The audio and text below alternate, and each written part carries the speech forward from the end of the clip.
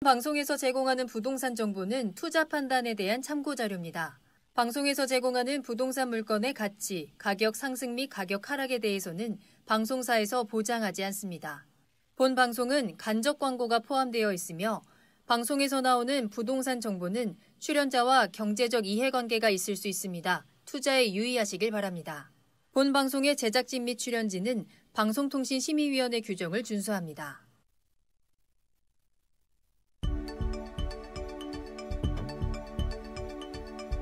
부동산의 모든 고민이 통하는 길 부동산 시그널. 안녕하세요. 저는 진행의 한보람입니다.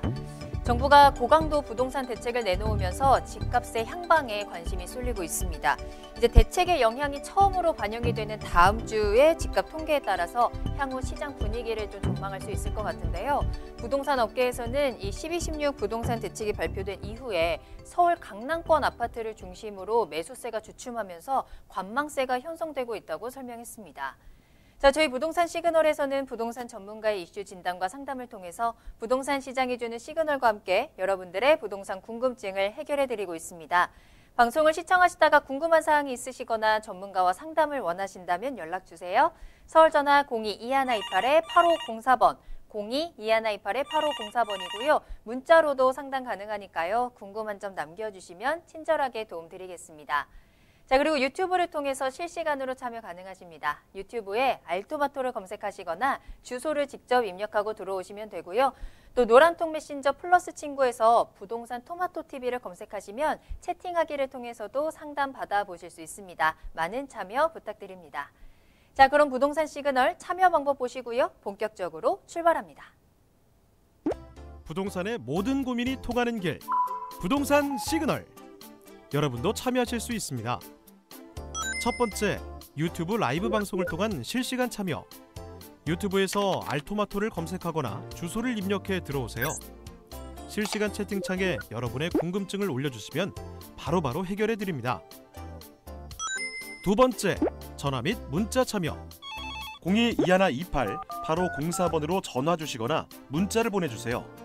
상담을 통해 여러분의 부동산 고민을 해결해 드립니다. 당신이 궁금한 부동산 궁금증, 시그널을 보내주세요. 네, 오늘 함께 해주실 전문가분 소개해드리겠습니다. 오늘 JYP홀딩스의 박성규 대표님과 함께합니다. 대표님 안녕하세요. 네, 안녕하십니까. JYP홀딩스의 박성규입니다.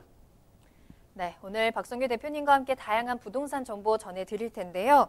자, 이제 정말 연말입니다. 또 크리스마스, 메리 크리스마스, 해피 뉴 이어 해야 되는데 이 부동산 투자하시는 분들은 마냥 즐겁지만은 또 못할 것 같다라는 생각이 듭니다. 자, 계속해서 고강도 대책 나오고 있습니다. 또 12.16 부동산 대책이 발표된 이후로 계속 시장을 좀 조이는 분위기가 이어지고 있는데요. 자, 이럴 때일수록 적을 알고 나를 알면 백전백승이다라는 마음으로 좀 이 대책을 조금 더 꼼꼼하게 훑어보고 또 나에게 어떻게 대응을 해야 되는지 좀 살펴보는 시간 가져보는 것도 좋을 것 같습니다. 자, 그래서 오늘 이슈 시그널 시간에는 이 내용에 대해서 조금 더 꼼꼼하게 체크해볼까 하는데요. 자, 대표님 자세히 전해주시죠. 네, 앵커님 얘기하셨지만 있어도 고민이고요. 없어도 맞아요. 고민인 시기입니다. 네. 자, 오늘은 2020년도에 달라지는 부동산 제도와 세법에 대해서 좀 알아볼 텐데요. 자, 먼저 준비한 이슈 시그널 영상부터 만나보시겠습니다.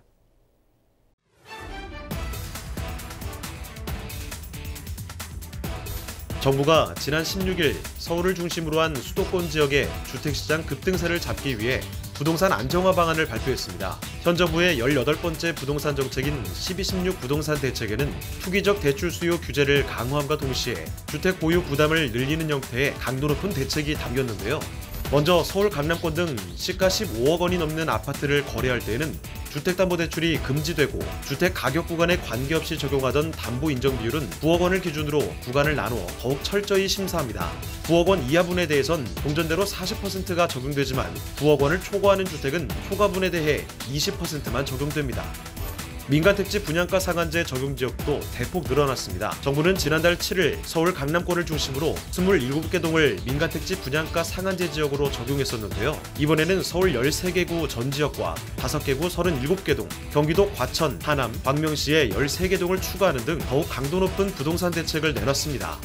사전 예고 없이 철저한 보안 속에서 발표한 12.16 부동산 대책, 한층 강화된 규제를 알아보고 향후 전망에 대해 더욱 자세히 살펴보겠습니다. 네, 영상에서 12.16 부동산 대책, 많은 전문가들이 대책에 대해서 세부 내용을 얘기를 했는데요. 저는 이 시간에 세부적인 내용보다는 우리 시청자분들께서 가장 헷갈려하는, 그리고 우려를 범할 수 있는 시점, 언제부터 적용이 됐고 언제부터 적용이 진행되는지에 대해서 좀 말씀을 좀 드리고요. 자, 중요한 거는 이 대책이 왜 발표됐는지가 중요한 게 아니라, 어차피 정책권자가 나름 정책을 발표하기 위해서 만들었다고 하게 되면 이 부분 자체를 받아들이는 우리 시청자들, 우리 국민들이 어떻게 하면은 이 부분 자체를 나에게 맞게 맞추어서 활용을 할까라는 부분 자체에다 포커스를 맞춰서 말씀 좀 드리겠습니다. 자, 잠깐 우리 앵커님한테, 우리 어렸을 때요, 상처가 나잖아요. 네. 상처가 나면 어른들이 뭐라고 하죠? 자꾸 만지면? 건드리지 마. 덧나 흉터나잖아요. 그렇죠. 네. 자, 이번 대책, 우리 영상에서 만나봤듯이 18번째, 현 정부 들어서 18번째입니다. 자, 그리고 종합부동산 18번 중에서 대출과 세금, 그리고 공급에 대한 부분 자체로 종합적으로 나온 대책이 3번이 있었죠. 그 3번 중에 12월 16일 부동산 대책이 발표됐는데요. 자, 중요한 거는 가장 크게 내용들을 말씀드리기 전에 큰 내용에 봤을 때는 우리 은행권에 있는 금융권 사람들도 헷갈려 하고요. 그리고 이 발표를 봤던 우리 국민들도 저 내용이 뭔가라고 하면서 굉장히 물음표를 그리는 분들이 많아서 질문 내용이 굉장히 많았었습니다. 또한 어떤 느낌이 드냐면, 불과 2, 3년만 전만 하더라도 서울권의 아파트가 중위가격이 6억대였어요. 현 시점에서 서울권 중위가격이 8억 7천입니다. 많이 올랐죠. 또한 이번 대책을 통해서 15억 아파트, 시가 15억 아파트들은 대출을 전면 금지한다. 자, 이 내용은 뭐냐면 15억 아파트들을 매입하기 위한 장벽 자체가 굉장히 높아졌다. 우스갯소리로 정확하게 메이저리그와 마이너리그 부분 자체가 나눠진 형국이 아닌가라는 것을 개인적인 소견을 한번 말씀을 드리면서요. 자, 지금부터 말씀드리는 거는 12.16 부동산 대책 추진 일정, 적용 시점에 대해서 언제부터 적용이 되는지, 자, 발표 다음 날인 17일부터 적용이 되는 내용들입니다. 자, 보시는 대로 초고가 아파트 15억 시가가 넘는 아파트들에 대해서는 전면 주택담보 금지에 대한 부분 자체가 시행이 됐고요. 자, 발표된 지 다음 날 바로 헌법위원회에 대한 부분 자체가 소과제가 됐습니다. 한번 지켜봐야 될 내용이라 생각이 들고요. 자, 두 번째로 보시게 되면 일시적 2주택, 양도세 비과세 요건에 대한 전입 요건. 기존에는 일시적 2주택 같은 경우에는 조정 대상 지역 같은 경우에는 2년 이내에 2년 거주 부분 자체를 간다고 하게 되면 전 주택에 대해서 비과세 혜택을 줬지만, 향후 앞으로는 1년 이내에 전입하고 1년 이내에 처분을 해야지 비과세 혜택을 주겠다 해서 전입 요건과 처분 요건 자체를 강화를 시켰고요. 또한 임대등록주택에 관한 양도세 비과세 요건 같은 경우에도 거주 요건이 추가됐다라고 말씀 좀 드리겠습니다. 자, 다만 조정 대상 지역 내 다주택자에 대한 양도세가 중과되다 보니까 일시적으로 17일부터 2020년 6월 30일까지 양도분에 대해서는 한시적으로 양도세를 중과를 배제시키겠다 얘기했지만, 어떤 집을 대상으로 삼았냐면 10년 이상 보유한, 물건 자체가 그다지 많이 나오지 않지 않을까 예상이 들고요. 자, 말씀하신 대로 우리 민간택지 분양가 상한제 적용 지역이 확대됐죠. 세미나 시간에도 많이 말씀드렸는데, 자, 보시는 대로 서울권 13개구, 그리고 경기 과천, 광명, 하남, 그리고 정비구역에 들어가 있는 37개 동이 확대가 돼서 2019년 10월 17일 날짜로 다 적용이 되었다. 이 모든 대책들은 2019년도 12월 17일부로 모두가 시행되었다라고 좀 말씀 좀 드리고요. 자, 보시는데 대출 규제에 있어서 은행권에서도 헷갈리고 하다 보니까 일단 날짜를 좀 밀어놨죠. 바로 다음 날이 아니라 12월 23일부로 시행이 들어갑니다.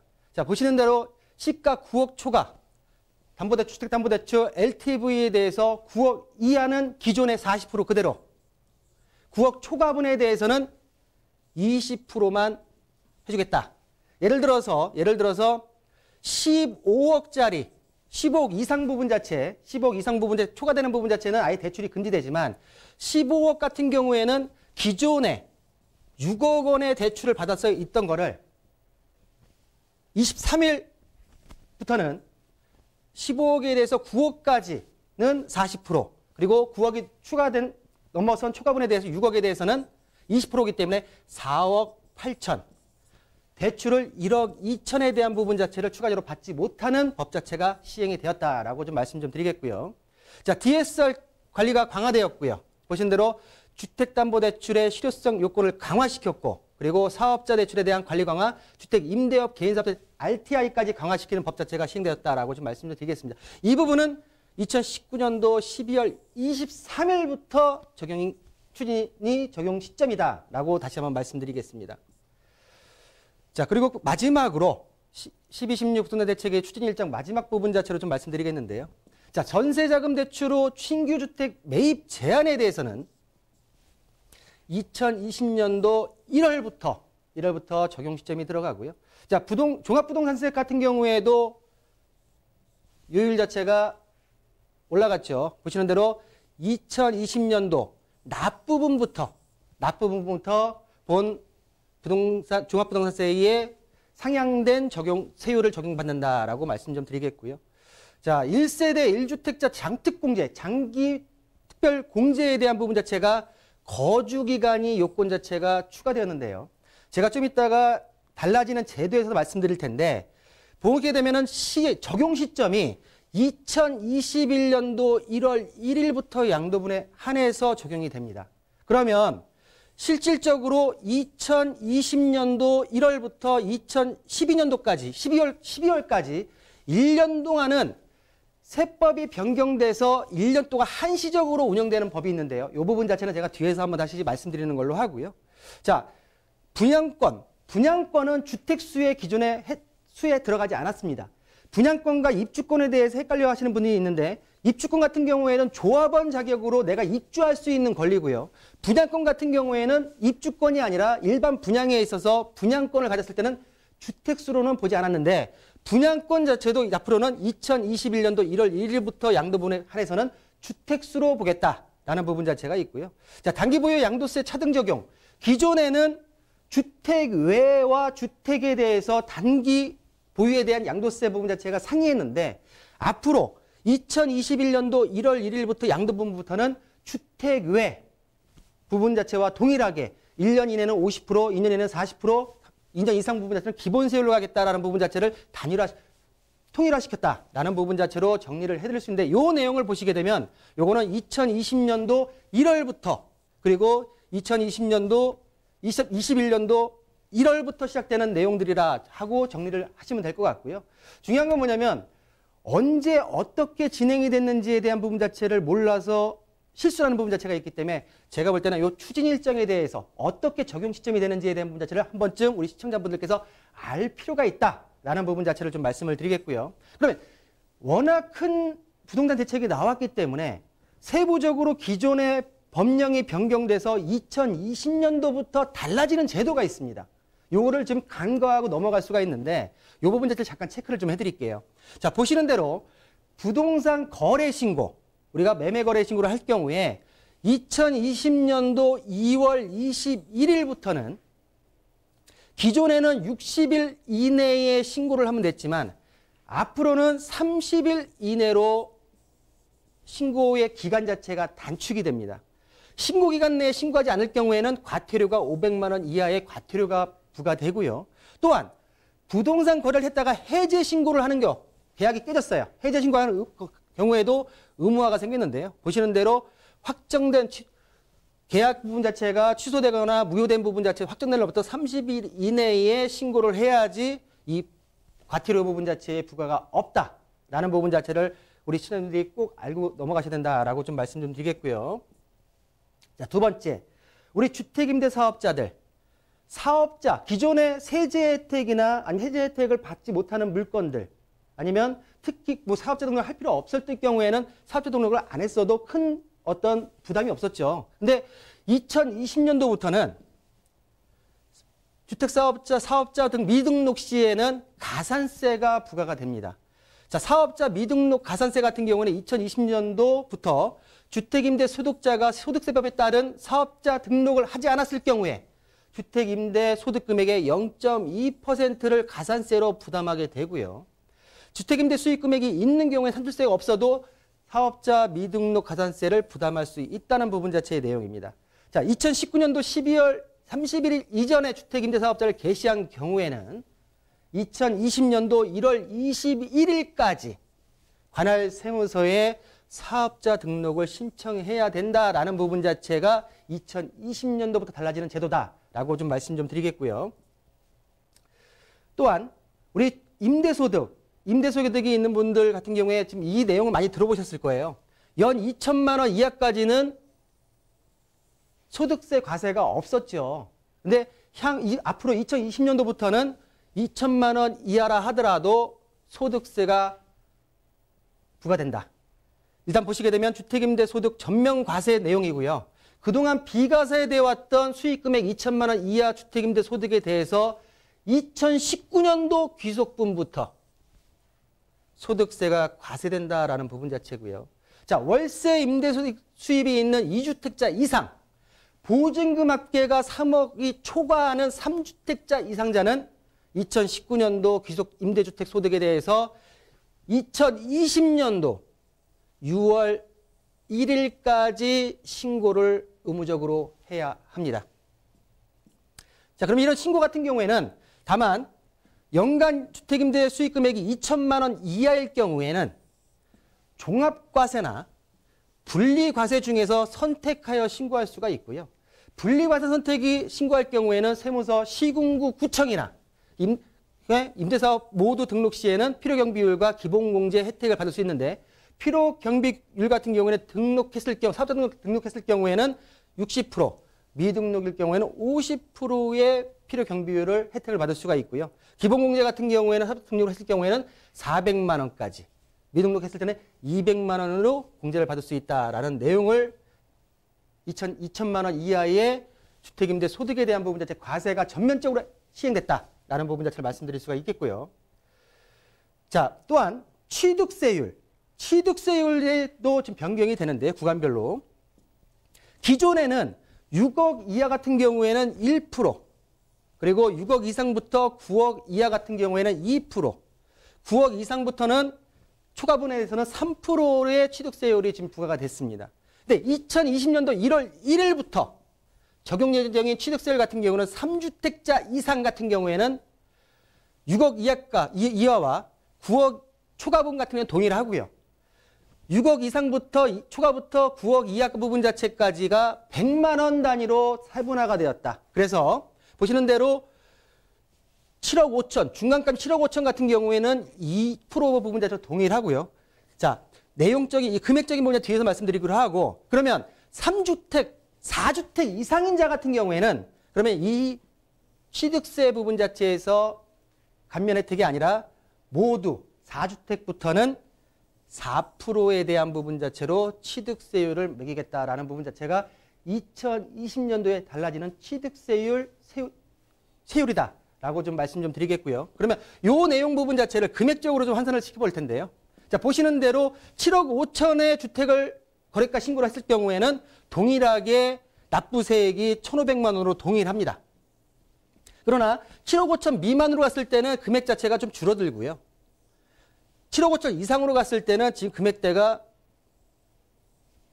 264만 원, 891만 원 증가하는 부분 자체로 지금 볼 수 있기 때문에 향후 취득세율에 대한 부분 자체도 한번 눈여겨보실 필요가 있지 않나라고 좀 정리 좀 해드리고요. 아까 4주택자 이상 부분 자체를 말씀드렸는데요. 4주택자 같은 경우에는 취득세율이 이제 4%로 매겨집니다. 보시는 대로 1세대 4주택자 이상의 주택의 범위를 보시게 되면 1세대 4주택 이상 같은 경우에는 국내 3개 이상의 주택을 소유한 1세대가 추가로 취득하는 주택에 대해서 취득세 4%가 매겨지고요. 가장 또 중요한 건 뭐냐면 1개 주택을 공동지분으로 소유하는 경우에도 공동지분의 소유자 각각 각각 주택을 소유한 것을 보겠다라는 부분 자체가 본 4주택 이상의 주택 범위에 대한 부분 자체 내용이다라고 좀 말씀을 드리겠습니다. 자, 양도세 부분 자체인데요. 양도세 부분 자체 같은 경우는 제가 세미나에 많이 말씀드렸지만 올해까지 2020년도 12월 31일까지 양도분 같은 경우에는 보시는 대로 처음 취득 부분 자체에서 마지막 취득일로부터 보유기간 자체가 기산되기 때문에 C주택 같은 경우에 1세대 2주택에 대해서 비과세를 받을 수 있었다라고 할 수 있지만 2021년도 1월 1일부터는 최종적으로 남아있는 주택이 홀로 1세대 1주택이 됐을 때부터 보유기간 자체가 기산이 돼서 2년이 충족해야지만 1세대 1주택에 비과세를 받을 수 있다는 법 자체가 바뀐다라는 부분 자체로 좀 말씀 좀 드리겠고요. 자, 양도분. 자, 아까 전에 위에서 말씀드렸던 부분 자체인데요. 자, 2020년도 양도분까지는 거주 2년이 충족했을 경우에 장특공제 8%의 적용을 받을 수 있다. 근데 2021년도부터는 어떻게 된다? 거주 플러스 보유 40%에 대한 부분 자체의 요건 자체를 갖춰야지 모두 받을 수 있다는 부분 자체가 바뀌기 때문에 이 부분 자체는 2020년도에만 해당되는 법 자체가 아닌가라고 좀 말씀 좀 드리겠고요. 자, 그럼 요율을 좀 보실 텐데요. 2년을 거주해서 들어갔을 경우에 보신 대로 8% 부분 자체로 지금 받을 수가 있고요. 내년부터는 법이 바뀌기 때문에 10년 같은 80%의 부분 자체로 장특공제를 받을 수 있다라고 좀 말씀드리겠습니다. 자, 그러면 계산을 했을 때 우리가 세법으로 2020년도에 고가 1세대 1주택의 양도 시기와 거주 요건에 따른 납부 세액을 좀 볼 텐데요. 자, 보시는 대로 양도가액은 15억이고요. 취득가액은 7억입니다. 양도 차익 같은 경우에는 8억 원이고요. 9억과 9억 초과분에 대한 부분 자체로 고가 주택의 양도 차익 부분 자체가 3억 2천이 나오고요. 3억 2천에 대해서 올해까지 2020년도까지 80% 거주를 했을 경우에는 보시는 대로 80%의 2억 5천 6백만 원의 부분 자체를 특별 장특공에 대한 공제를 받을 수 있는데 거주 부분 자체가 안 됐을 경우에 6,400만 원. 결론적으로 산출세 같은 경우에는 954만 원, 7,693만 원으로서 거의 6천만 원 정도의 차이가 나기 때문에 이 부분 자체는 꼭 올해 2020년도에 주택을 양도하시는 부분 자체 같은 경우에는 이 부분 자체를 꼭 챙겨볼 필요가 있다라고 정리를 해드리면서요.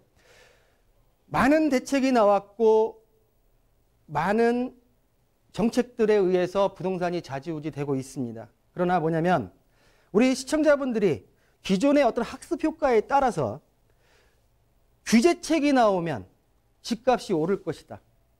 부양책이 나오게 되면 집값이 떨어질 것이라는 부분 자체를 인지하시는 분들이 너무나 많습니다. 아까 처음에 말씀드렸듯이 덧나게 건드려서 집값을 올리기보다는 확실하고 저항이 있을지 모르겠지만 정확하게 우리 서민들이 납득할 수 있고 이해할 수 있는 정책으로 한 번에 탈바꿈이 되지 않는 이상 이 올라가는 집값 공급 지역 특별 지역 부분 올라가는 지역들에 있어서의 어떤 집값 상승 자세를 막기가 그다지 쉽지 않다라는 보이고요. 정책에 의해서 모든 정책 부분 자체가 실효성이 있겠지만 이번 정책 같은 경우에도 한 6개월 정도는 조정 기간에 들어갈 거라는 부분 자체가 있고요. 그 다음 부분 자체는 어떤 경기적인 상황에 따라서 좀 지켜봐야 되지 않을까라고 정리해드리겠습니다. 네, 2020년에 부동산 제도 어떻게 바뀌는 건지 좀 정리가 되셨을까요? 요즘에 정말 주변에서 그런 말들 많이 하세요. 사기도 힘든데 팔기도 힘들어졌다. 자, 이럴 때일수록 전문가 이야기에 조금 더 귀 기울여서요. 이러한 위기 속에서도 기회를 찾아보는 타이밍 꼭 잡아보시길 바라겠습니다. 무료 세미나 준비되어 있습니다. 자, 조금 더 앞을 내다보고 대응하고 준비할 수 있는 시간 준비되어 있습니다. 12.16 부동산 정책 이후에 부동산 시장 전망이라는 주제로 세미나 진행이 되고요. 2020년 주택시장 분석과 함께 달라지는 세법, 또 투자 유망 지역은 어디인지 선점 전략까지 모두 다 챙겨드리겠습니다. 세미나는 1월 8일 수요일 오후 2시에 진행이 됩니다. 강남역 1번 출구 앞에 3원타워 3층으로 찾아가시면 되겠고요. 세미나 참여를 희망하신다면 아래 나가는 전화번호로 문의 전화 주세요. 서울전화 02-2128-8504번 열어두겠습니다. 네, 그럼 저는 잠시 후에 돌아와서요. 부동산 상담 시그널 이어가겠습니다.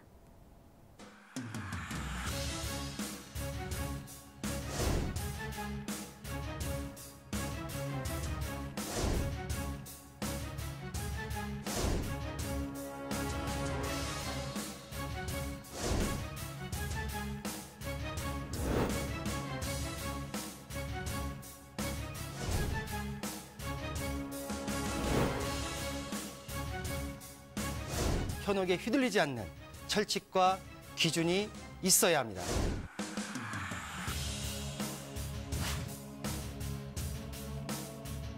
여러분의 소중한 자산, 어디에 얼마나 있는 것이 아닌 어떻게 흘러가는지 파악해야 합니다.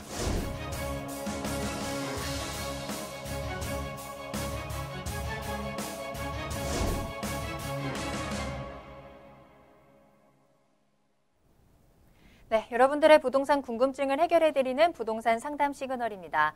부동산 시그널만의 다양한 분석을 이용해서 확실한 시그널 보내드립니다. 오늘 박성규 대표님과 함께하고 있고요. 첫 번째 상담 전화부터 연결해 볼게요. 안녕하세요, 시청자님. 여보세요? 예, 안녕하세요. 네, 안녕하세요. 반갑습니다. 예, 여보세요? 네, 잘 들리시나요? 여보세요? 네네. 네, 말씀해 주실까요? 어떤 고민 있으신가요? 예, 여기 지역이 대전인데요. 네. 예, 월평동 황실아파트를 지금 매입을 하려고 하거든요. 네. 그 앞으로 전망이 어떤지 알고 싶고 또 그 앞에 네. 유리 아파트가 있거든요. 그 둘 중에 어느 아파트가 더 유리한지 한번 알고 싶어서 전화드렸어요. 알겠습니다. 지금 네. 매입해도 괜찮은지. 알겠습니다. 대전에서 아파트를 현재 매수를 고민하고 계신데 매수 목적은 어떻게 되실까요? 실거주 목적이신가요? 아니면 투자 목적으로 보시는 걸까요? 네, 실수요로 네. 들어가려고 하거든요. 알겠습니다. 대전 월평동의 아파트입니다. 실거주 목적으로 현재 매수를 좀 보고 계신데 워낙 시장이 힘들다 보니까 지금 사도 되는지 그리고 어떤 것들이 더 전망이 좋을지 한번 체크해 보고요. 실거주 목적이지만 또 투자 가치도 같이 가져가면 좋겠죠? 한번 함께 따져보도록 하겠습니다. 대표님 연결해 드릴게요. 조금 더 자세히 이야기 나눠보세요. 안녕하십니까? 안녕하세요.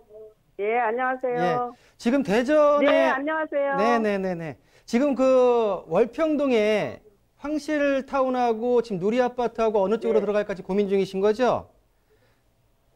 아파트가 붙어 있어요, 그렇죠? 네, 아파트가 같이 있는데 그럼 쭉 설명드릴게요. 네, 붙어 있어요. 결론을 말씀드린다고 하게 되면은 누리아파트로 가는 게 맞아요. 누리아파트. 황실아파트보다는 누리아파트로 들어가는 게 맞는데 네. 그 이유는 뭐냐면 일단 누리아파트 자체가 월평동 지역에서 대장주예요. 어차피 황실아파트하고 누리아파트하고 봤을 때 지금 보시는 대로 지금 준공 연원들은 비슷해요. 1994년도 26년 차 지금 아파트인데 실질적으로 지금 이 지역을 보게 되게 되면은 앞에 지금 갈마역이 있고요. 그렇죠? 대전. 위쪽으로 보게 되게 되면은 네. 정부 청사가 있고요. 아래쪽으로는 대전시청, 그리고 서구청, 법원까지 있는 일단 서구 지역에서도 월평동, 둔산동과 같이 해가지고 일단은 번화가 지역이고 주택가 지역이 몰려있는 곳인데 일단은 지금 보시는 대로 이 지역의 아파트들 실거래가를 잠깐 보실 텐데요. 자, 보시는 대로 지금 누리아파트 같은 경우에는 평수대가 36평 기준으로 30평, 36평, 45평이 있어요. 36평 기준으로 보게 되면은 지금 지난달 1개월 실거래가 기준으로 봤을 때는 5억 7천 정도가 지금 찍혀 있고요. 평균적으로 지금 5억 5천에서 5억 7천 정도 사이에 있는 지금 아파트인데 이 아파트 같은 경우에는 황실아파트, 누리아파트 같은 경우에는 역사에서 가까이 있지만 일단은 이 지역의 대장주다 보니까 보시는 대로 이 지역의 아파트 부분 자체에 있어서 아파트 상승 매매 곡선 부분 자체가 꾸준하게 지금 올라갔고요. 그 부분 자체에서 뭐냐면은 이 아파트가 지금 말씀드렸던 누리아파트가 가격대가 지금 상승을 해줘야지 주변에 있는 아파트가 같이 상승을 하는 거고요. 일단은 대장주 부분 자체에서 자금적인 부분 자체에서 여력만 있다고 하게 되면 이 아파트가 비싼 이유는 타 아파트 분명히 있는 거거든요. 그러니까 제가 볼 때는 황실 아파트 부분 자체보다는 누리 아파트 쪽으로 일단은 한번 매입을 계획해 보시는 게 옳은 판단이 아닌가라고 정리해 드리겠습니다. 네, 가격을 좀 끌고 가는 아파트에 조금 더 높은 점수 주셨습니다. 누리 아파트 추천해 주셨고요. 참고해 보시길 바라겠습니다. 자, 계속해서 상담 이어갑니다. 현재 방송 시청하시다가 궁금한 사항 있으시다면 바로 문의 전화 이용해 보세요. 서울 전화 02-2128-8504번, 02-2128-8504번이고요. 문자로도 상담 가능하니까요. 편안하게 연락 주시면 되겠습니다. 자, 계속해서 다음 상담도 전화 연결해 보도록 할게요. 안녕하세요, 시청자님. 네, 여보세요? 안녕하세요. 네, 안녕하세요. 반갑습니다. 자, 네. 어떤 고민 해결해 드릴까요? 제가 서울 염창동 동화 3차 30평대를 보유하고 있는데요. 네. 이거를 갈아타고 사당 우성 2단지 23평으로 갈까 생각 중인데 네. 이거를 지금 보유하고 있는 게 나은지 아니면은 제가 실거주랑 투자 목적 둘 다 가지고 갈아타는 게 맞는지 네. 어느 게 맞는지 잘 모르겠어서요. 알겠습니다. 일단 사당동으로 갈아타기는 생각을 하고 계신 거고 현재 네. 보유하고 계신 이 염창동 아파트를 어떻게 좀 활용을 하면 좋을까 궁금하신 거죠? 네, 이거를 가지고 아니면 이사를 가야 될지 아니면은 그냥 있어야 될지. 알겠습니다. 염창동 아파트 한번 전방 체크해 보도록 하겠습니다. 갈아타기 전략까지 도움 드릴게요. 박승희 대표님 연결해 드리겠습니다. 네. 안녕하십니까? 네, 안녕하세요. 안녕하세요. 네, 염창동 아파트 지금 현재 보유하고 거주하시는 거죠? 네. 여기 지역이 지금 중공업 지역이에요. 네. 토지가 중공업 지역의 토지인데 일단은 지금 3년 이내에 어떤 매매가 변동률을 보게 되게 되면 많이 오른 지역이에요. 근데 지금 네. 중공업 지역에 여기가 용적률이 거의 한 376% 정도가 380% 정도 나오는데 제가 볼 때는 그 고민하셨던 부분 자체에 있어서 이행을 하신 게 맞다. 갈아타시는 게 맞다라고 지금 결론을 드리고요. 결론에 있어서 갈아타는 전략 부분 자체를 아까 말씀드렸던 사당 우성 2차 아니면 주변에 있는 극동 22평이나 아니면 30평대를 한번 보시는 게 낫지 않을까라고 정리를 해드리면서 그 이유에서 잠깐 말씀드릴 30평대가 더 낫나요? 일단은 그 이유를 좀 말씀드려 볼게요. 네. 자, 일단은 갈아타는 전제 하에 보시게 되게 되면은 일단 사당 우성 2차 같은 경우에 2차 같은 경우에 지금 20평대 보시는 거지 23평대 네. 23평대 보게 되게 되면 현재 가격이 많이 올랐어요.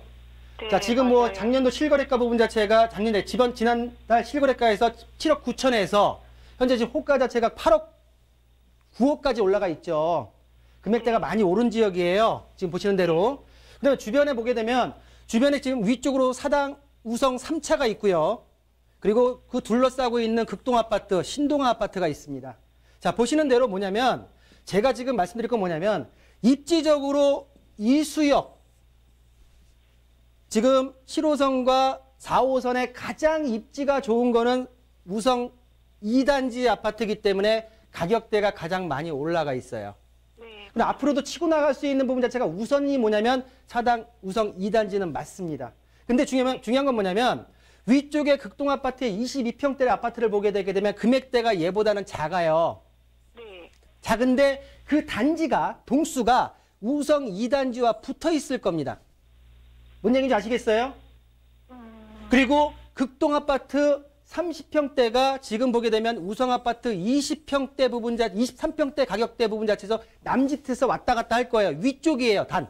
거리가 좀 있어요. 왜 지금 그 말씀 드리냐면 1번은 자금이 된다고 하게 되면 우성 2단지로 가는 게 맞고요. 자금 자체에서 여력 부분 자체가 딸린다고 하게 되면 바로 붙어 있는 극동 22평. 아니면 좀 더 넓게 공간을 활용한다고 하게 되면 30평대로 가는 게 맞는데 지금 보시면 우성 2단지, 우성 3단지, 극동, 신동아까지 해서 거의 한 5,000세대가 지금 리모델링 들어간 거 아시죠? 네, 맞아요. 리모델링, 그래서, 예. 그렇죠. 제가 드리는 말씀이 그거야.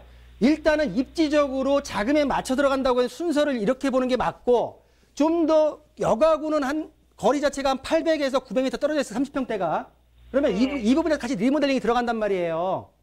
그러면 염창동에서 지금 30평대 거주하고 있었는데 작은 걸로 갈 바에야 우성 2단지 같은 금액이면 이 30평대도 고려해볼 만한 지역이기 때문에 전체적으로 이 부분 자체가 리모델링이 추진 중인데 리모델링이 된다고 하게 되게 되면 가격 부분 자체의 상승은 불보듯 뻔하다라고 하기 때문에 일단은 갈아타고 우성 2단지, 극동 작은 거, 극동 큰 것까지 세 개를 같이 놓고서 한번 비교해 보시는 부분 자체가 올바른 전략이 아닌가라고 정리해 드리겠습니다.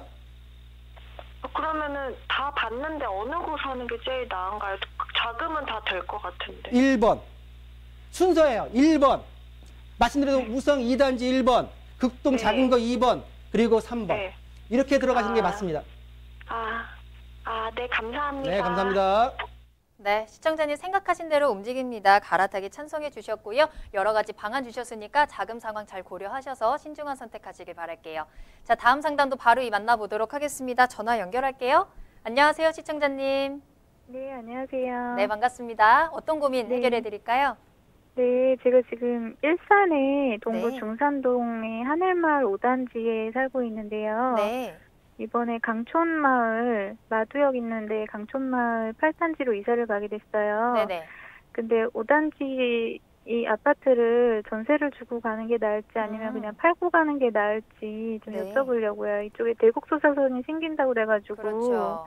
네, 올릴 수 있을지 좀 여쭤보려고요. 알겠습니다. 전화 잘 주셨고요. 그 근처에 조금 호재가 있기 때문에 이 아파트를 과연 계속 보유를 해야 되는지 아니면 현재 매도를 하는 게 맞는지 좀 고민이 네. 있으신 것 같아요. 한번 매도 타이밍 좀 잡아보도록 하겠습니다. 대표님 연결해 드릴게요.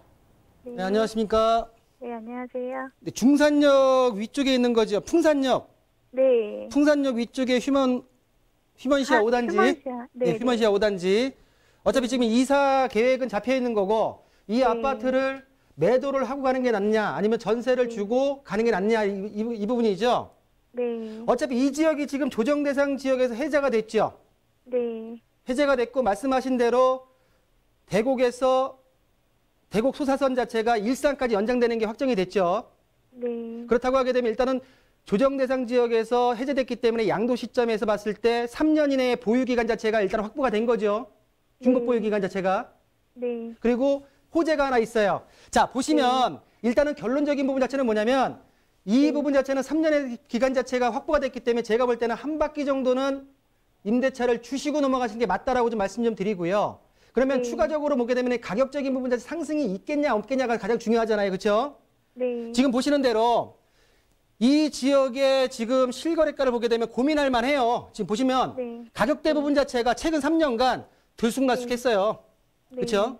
이제서야 조정 대상 지역 부분 자체가 해제되면서 반등의 고리 자체가 올라가고 있어요.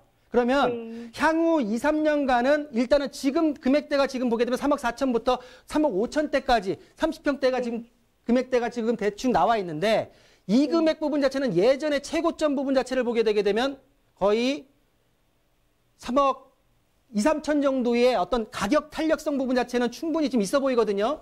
그러면 기간 자체에 있어서 어차피 이 집 자체를 비과세, 일시적 비과세 혜택을 받을 수 있다고 하게 되면 굳이 지금 시점에서 매도를 하고 가시는 것보다는 한 바퀴 정도, 2년 정도 더 보유를 하시면서 향후 전망을 좀 보시는 게 맞지 않을까라고 좀 정리해드리겠습니다. 네, 알겠습니다. 네, 감사합니다. 네, 감사합니다. 네, 오늘 이렇게 박성규 대표님과 함께 여러분들의 부동산 궁금증 다양하게 해결 도와드렸습니다. 방송 시간이 한정되어 있다 보니까 항상 좀 아쉬워요, 그렇죠? 계속해서 들어오는 상담들이 많은데 한 분 한 분 다 챙겨드리지 못하는 점 너무 아쉬운데요. 그런 분들을 위해서 또 세미나가 준비되어 있습니다. 무료 세미나 참석하셔서 1대1로 상담 한번 받아보세요. 세미나 소식 전해드립니다. 자, 12.16 부동산 정책 이후에 부동산 시장 전망에 대해서 짚어드립니다. 2020년 주택시장 분석과 달라지는 세법, 그리고 2020년 투자 유망 지역 분석과 선점 전략까지, 또 강의가 끝난 이후에는 간단하게 상담을 받아볼 수 있는 시간도 준비되어 있으니까요. 꼭 참석하셔서 든든하게 정보 얻어가 보시길 바라겠습니다. 1월 8일 수요일 오후 2시에 진행이 되고요. 강남역 1번 출구 앞에 3원타워 3층으로 가시면 되겠습니다.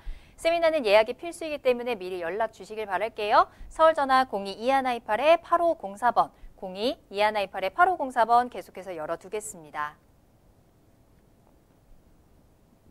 네, 부동산 시그널 계속해서 박성규 대표님과 함께하고 있습니다. 이번에는 투자 정보 전해드리는 시간인데요. 오늘 두 가지 투자 정보 기다리고 있고요. 하나는 근린생활시설, 또 하나는 상가, 섹션 오피스 소개해 드릴 겁니다. 먼저 근린생활시설부터 만나보도록 할게요. 강서구 화곡동에 위치해 있습니다. 기본 정보부터 알아보겠습니다.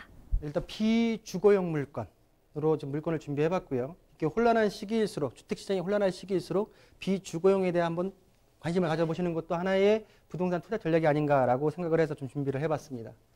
자, 강서구 화곡동 근린생활시설입니다. 보시는 대로 강서구청에서 도보 1분 거리에 있고요. 대지 면적은 874제곱미터, 한 270평 정도 되죠. 연면적은 8,724제곱미터라서 한 2,700평 정도가 나오는 규모를 가지고 있습니다. 자, 지하 2층부터 지상 18층까지의 규모로 되어 있고요. 자, 보시는 대로 위쪽 오피스텔 같은 경우에 283개 호실 자체가 구성이 되어 있는데 모두 분양이 완료되었습니다. 자, 근린생활시설의 배후 수요가 되겠죠. 그리고 근린생활시설 11개 실만이 지금 분양을 앞두고 있는 물건이다라고 좀 말씀 좀 드리겠고요. 자, 준공연일은 2020년 3월에 준공 예정이고요. 자, 1층 근린생활 기준 101호 기준으로 매매가는 8억 원. 2층에 단독으로 쓸 수 있는 203호 기준으로 매매가는 3억 4천만 원에 만나보실 수 있는 강서구 화곡동 근린생활시설이다라고 좀 말씀 좀 드리겠습니다. 자, 위치를 보실 텐데요. 보시는 대로 6km 안쪽으로 보시는 대로 경인고속도로 부분 자체 이용할 수 있고요. 위쪽으로는 올림픽대로 그리고 보시는 대로 주변에 공항로 부분 자체를 이용해서 김포공항 부분 자체가 들어갈 수 있고요. 또한 주변에 마곡 지구가 있죠. 110만 평의 마곡 신도시가 자리 잡고 있는 영향을 받을 수 있는 위치에 있다라고 말씀 좀 드리겠고요. 자, 5호선 화곡역과 위쪽으로는 9호선 가양역 부분 자체의 중간 위치에 있고요. 자, 보시는 대로 향후 서부광역철도가 예정되어 있는데 그 부분 자체가 이 강서구청 바로 본 물건지 앞으로 예정이 되어 있다라고 입지에 대한 부분 자체를 정리해 드리겠습니다. 자, 안쪽으로 들어와서 보시는 대로 본 물건 건너편 쪽으로 바로 강서구청이 자리 잡고 있고요. 바로 강서구청 옆쪽으로는 먹자 상권 자체가 형성이 되면서 2020년도에 강서경찰서가 들어올 예정에 잡혀 있습니다. 관공서 주변에 있는 오피스텔레가 근린생활시설이다라고 말씀 좀 드리겠고요. 도보 3분 거리 뒤쪽으로는 우장산 공원 자체가 형성이 되어 있기 때문에 숲세권의 혜택도 받아볼 수 있는 입지를 가지고 있는 근린생활시설이다라고 말씀 좀 드리겠습니다. 자, 내용 자체를 좀 정리를 해볼 텐데요. 입지를 보시게 되면 강서구청 바로 앞에 입지에 있다는 상징성 자체가 있고요. 자, 우장산 공원을 전망할 수 있고 먹자 상권과 관공서를 바로 인접해 있다는 입지의 특징이 있고요. 교통을 보시게 되게 되면 화곡로 30m 대로변에 접해 있고요. 앞에 우장초등학교 버스 정장이 함께 있으면서 앞으로의 자본이득을 볼 수 있는 부분 자체가 서부광역철도 강서구청역이 바로 예정이 되어 있다는 점, 그리고 강서구청 인근의 상권 활성화, 그리고 강서경찰서가 들어온다는 부분 자체의 호재를 가지고 있다라고 말씀 좀 드리겠습니다. 자, 개발 호재인데요. 서부광역철도 강서구청역이 개통 예정에 있습니다. 보시는 대로 부천 원종에서 서울 홍대 입구까지 가는 서부광역철도인데요. 보시는 대로 복선전철입니다. 자, 보시는 대로 강서구청역 부분 자체가 예정에 있고요. 건물권 바로 앞으로 들어오기 때문에 역세권 근린생활시설에 예정이 되어 있다. 나중에 뭐 여기 생기고 나서야라고 하게 되게 되면 그 부분 자체에 가격대는 분명히 올라가 있을 거고요. 선점할 수 있는 여기 확정됐을 때 타보기 전에 미리 선점하는 부분 자체에 있어서의 어떤 부동산 투자 전략이 필요하지 않을까라고 좀 말씀 좀 드리겠고요. 자, 보시는 대로 강서구청역, 바로 전 정거장 화곡역 같은 경우에는 5호선이 환승이 가능하고요. 다음 정거장 가양역 같은 경우에는 9호선, 그리고 DMC에서 6호선, 홍대 입구에서 2호선의 환승이 가능한 부분 자체의 노선에 자리 잡고 있다라고 좀 말씀 좀 드리겠습니다. 자, 건물 특징인데요. 자, 보시는 대로 현재 지금 건물이 올라가고 있고요. 인면도입니다. 인면도 부분 자체를 보시면 지상 18층 오피스텔 부분 자체가 283개 호실이 있고요. 지금 보시는 대로 지상 1층과 지상 2층의 근린생활시설이 들어가는 강서구청역 예정인 화곡동 근린생활시설의 인면도를 보고 계시다라고 말씀 좀 드리겠고요. 자, 그러면 1층의 평면도를 보실 텐데요. 보시는 대로 제가 101호 기준으로 좀 갖고 나왔는데 101호 부분 자체는 이 위치가 되겠습니다. 엘리베이터 바로 앞쪽에 있고 주출입구와 오피스텔 들어가는 주출입구 부분 자체에 있어서 본 근린생활시설의 위치를 보실 수가 있고요. 자, 보시는 대로 카페나 베이커리 분식점 아니면 편의점, 약국, 소매점 등의 계속적인 임차 문의가 들어오고 있는 1층 화곡동 근린생활시설의 평면도를 보고 계시다라고 좀 말씀 좀 드리겠고요.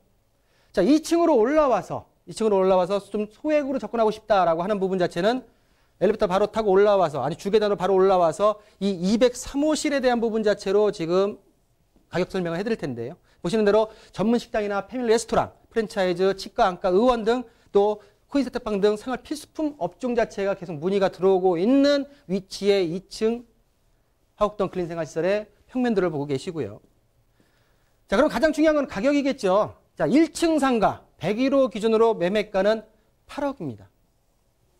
예상 임대가는 보증금 1억에 월 300만 원이 예상이 되고요. 대출 50%를 활용하신다고 하게 되면 실투자금을 1층 상가를 3억에 만나보실 수 있다라고 정리를 해드리고요.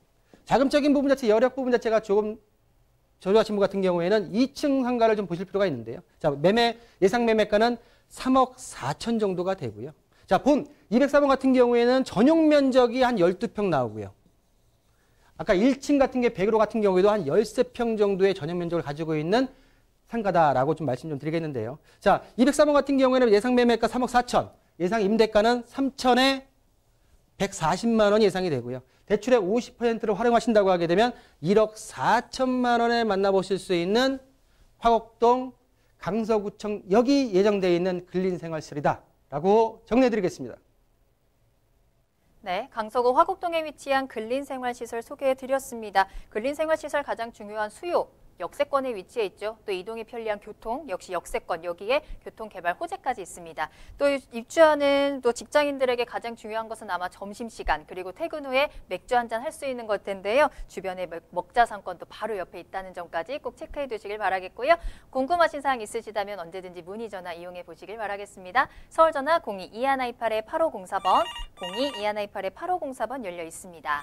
자, 다음 투자 정보도 살펴볼 텐데요. 이번에도 역시 강서구로 가볼 거고요. 마곡동에 위치한 상가 그리고 섹션 오피스까지 소개해 드리겠습니다. 기본 정보부터 알아볼게요. 네, 강서구청 화곡동에서 이제 마곡동으로 넘어왔습니다. 자, 이 물건 같은 경우에도 비주거용 물건, 수익형 물건이다 말씀드릴 수가 있는데요. 자, 본 마곡 상가 개요를 보시게 되면 5호선 마곡역 도보 2분 거리에 있다라고 말씀 좀 드리겠고요. 자, 대지 면적은 15.58제곱미터, 전용 면적은 43.68제곱미터, 지하 3층에 지상 8층 건물 중에 2층에 자리 잡고 있는 건물이다, 상가다라고 말씀 좀 드리겠고요.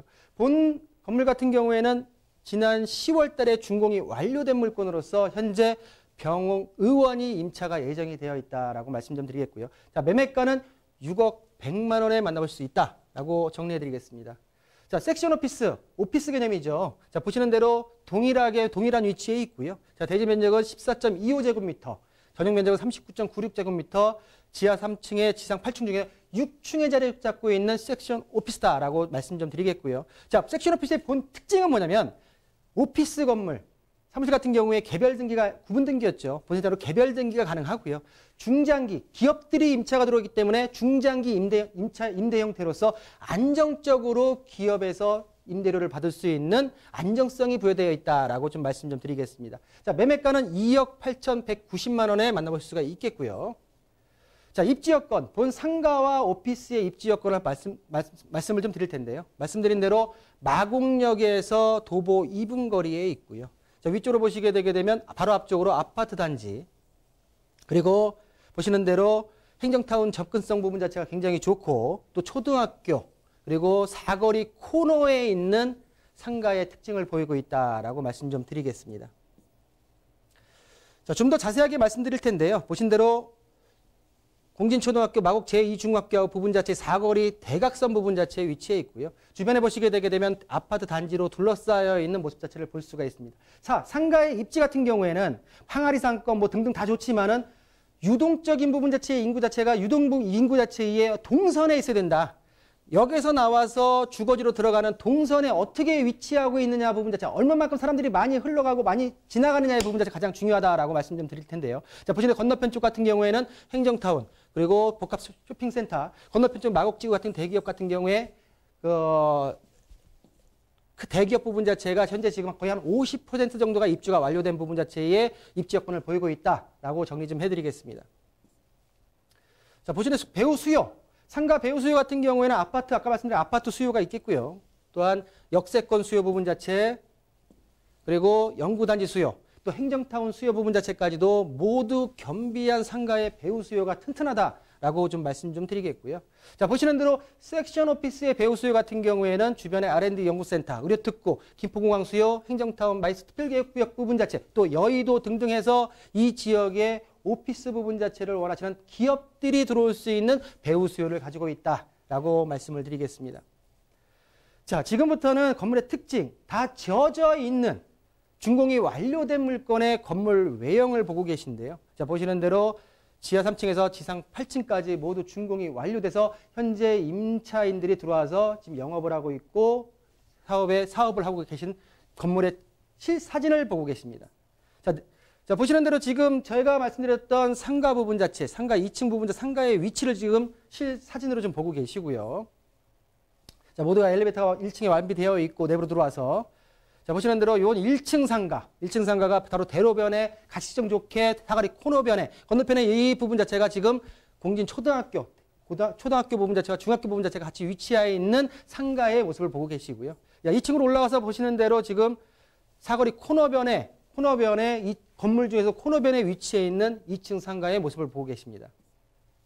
자, 섹션 오피스 6층으로 올라와서 보시는 대로 지금 위쪽에 모든 에어컨 시스템, 밑으로는 콘센트 부분 자체가 아래쪽으로 다 박혀 있는 사업을 하기에는 충분히 한 공간 자체가 지금 되어 있는 섹션 오피스의 모습을 보고 계시고요. 보시는 대로 유리로 지금 칸막이 되어 있기 때문에 트여서 병원이나 의원들이 들어와서 임차가 예정되어 있는 모습을 볼 수 있다라고 좀 정리 좀 해드리고요. 자, 보시는 대로 6층에서 본 건물 6층에서 조망을 본 사진인데요. 보시는 대로 초등학교와 중학교, 아파트 단지들이 쭉 둘러싸이는 모습. 자, 단지 사진만이 아니라 이 주변의 모습 자체가 모두 배후 수요, 안정적인 배후 수요를 확보하고 있는 모습 자체로 이해를 하시면 될 것 같습니다. 자, 그러면 예상 가격 분석, 상가의 예상 가격 분석 같은 경우는 예상가는 6억 100만 원이 되겠고요. 예상 임대가는 5천에 200만 원. 대출액을 활용하신다고 하게 되면 마곡역 도보 2분 거리에 있는 실투자금은 1억 9천만 원이 되겠고요. 자, 섹션 오피스 같은 경우에는 매매가는 2억 8,190만 원. 예상 임대가 같은 경우는 1,000만 원에 90만 원이 되겠고 대출액을 활용하신다고 하게 되면 1억 원의 마곡지구 내에 위치한 상가와 섹션 오피스를 만나볼 수 있다라고 정리해드리겠습니다. 네, 강서구 마곡동에 위치한 상가 섹션 오피스까지 오늘 강서구에 위치한 역세권 수익형 부동산으로 전해드렸으니까요. 참고해 보시길 바라겠습니다. 더 궁금하신 사항 있으시다면 전문가님 직접 만나보시길 바랄게요. 세미나 소식 다시 한번 정리해드립니다. 12.16 부동산 정책 이후에 2020년 부동산 시장 전망 살펴봅니다. 2020년 주택시장 분석과 달라지는 세법, 투자 유망 지역은 어디인지 어떻게 하면 선점할 수 있을지 전략까지 체크해드리도록 할게요. 1월 8일 수요일 오후 2시에 만나보세요. 강남역 1번 출구 앞에 3원타워 3층에서 기다리고 있겠습니다. 예약이 필수라는 점 아래 나가는 전화번호로 문의 전화 주시기 바랍니다. 네, 오늘도 부동산에 대한 다양한 정보 전해드렸습니다. 함께해 주신 박성규 대표님과는 여기서 인사드리도록 하겠습니다. 대표님 오늘 감사합니다. 감사합니다. 네, 부동산 시그널 오늘 저희가 준비한 내용은 여기까지입니다. 방송이 끝난 이후에도 상담 접수 계속 받고 있으니까요. 여러분들의 부동산 궁금증 시그널을 보내주세요. 서울 전화 02-2128-8504번, 02-2128-8504번이고요. 문자로도 상담 가능합니다. 또 저희 프로그램은 무료로 다시 보기 이용하실 수 있는데요. www.altomato.com으로 들어오시면 되고요. 시청자 게시판에 여러분들의 다양한 시청 소감도 남겨주시길 바라겠습니다. 자, 그리고 실시간으로 함께 하실 수 있는데요. 먼저 유튜브에서 알토마토를 검색하시거나 주소를 직접 입력하고 들어오시면 되고요. 또 노란통 메신저 플러스 친구에서 부동산 토마토TV를 검색하시면 채팅하기를 통해서도 상담 도와드립니다. 많은 참여 부탁드립니다. 자, 그럼 저는 다음 이 시간에 더욱 알찬 정보 가지고 돌아오겠습니다. 시청해주신 여러분 고맙습니다.